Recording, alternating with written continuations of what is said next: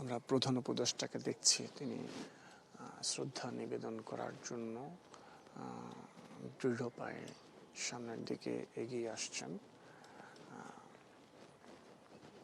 আমরা তিনি এসে কিছুক্ষণ দাঁড়িয়ে আছেন এবং যে সেনাদের সদস্য রয়েছেন তারা দৃঢ় পায়ে যে স্মৃতির সৌধ রয়েছে সেই সৌধের সামনে এসে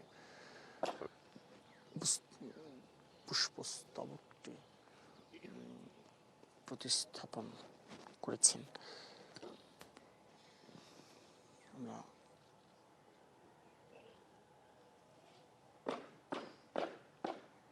প্রধান উপদেষ্টাকে দেখতে পাচ্ছি, তিনি আস্তে আস্তে এগিয়ে আসছেন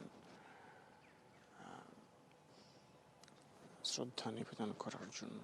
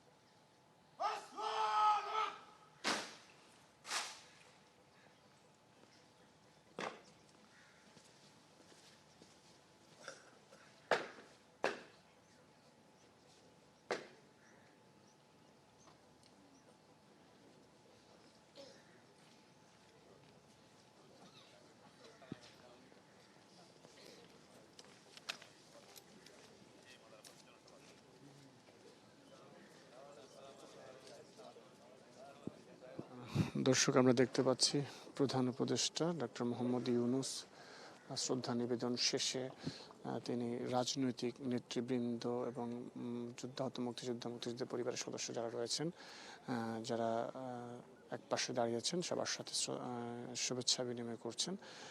প্রধান উপদেষ্টার সাথে 3 বাহিনীর প্রধান এবং কয়েকজন উপদেষ্টা সদস্যকে আমরা দেখতে পাচ্ছি।